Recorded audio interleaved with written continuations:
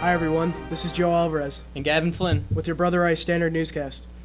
Welcome back, Crusaders. As our school year begins, there are plenty of new faces to be found around the building. Our three new faculty members include Mr. Steve Parker, Ms. Cindy Corona, and Mr. Tom Gibson, class of 2009.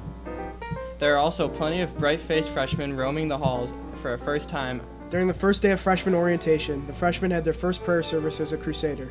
This Mass was led by our senior peer ministers and was a great way to introduce our school motto, Act Manfully in Christ Jesus. Standard Newscast reporter Brendan Reedy sat down with senior peer minister Pat Hollander to talk about this service.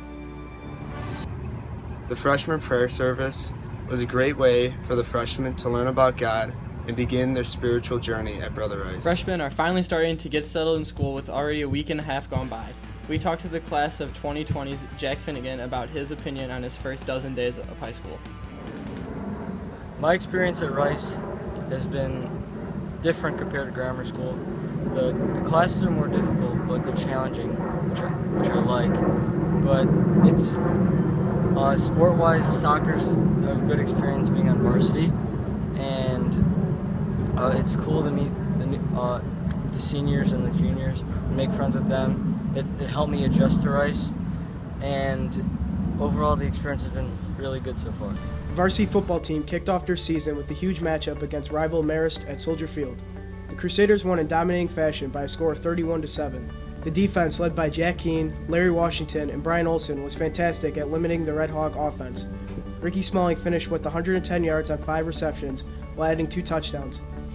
Other top performers were Dino Borelli with 2 passing touchdowns, Xavier Valade with 1 rushing touchdown, and Ariane Lacey with an interception. Game day commentator Eddie Berry spoke with Coach Brian Backey about the game. Hello everyone, I'm here with Brother Rice, head football coach for the varsity team, Coach Brian Backey. Now Coach, you had a great win last Sunday versus the Marist Redhawks. What was that like, being your rival after 2 years of not playing? Well, we're really excited about getting the rivalry back and playing, and obviously starting the season on a high note. And being in that atmosphere down at Soldier Field, it was something the kids will never forget, and we're looking forward this week. From August 5th to August 21st, the Olympic Games were held in Rio de Janeiro, Brazil. The United States led the medal count with 121 total medals, with 46 being gold. Some of the most popular athletes from the Games were swimmers Michael Phelps, who would retire with an Olympic record 28 medals, and 19-year-old Katie Ledecky, who won 4 golds and a silver. Gymnast Simone Biles, who won 4 golds and a bronze, and Jamaican sprinter Usain Bolt, who won the elusive triple gold by winning the 100 and 200 meter dash and the 4x100 meter relay.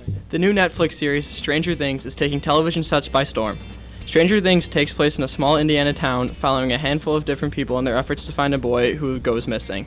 The main focus is on 3 boys, Dustin, Lucas, and Mike, who look for their missing friend, Will. During their adventures, they stumble upon a mysterious girl that calls herself 11, who eventually reveals that she has special abilities and knows how to find Will. The show is what I imagine an X-Files and a Freaks and Geeks mashup would look like. Stranger Things has received a 90% on Rotten Tomatoes and a 7 out of 10 from IMDb.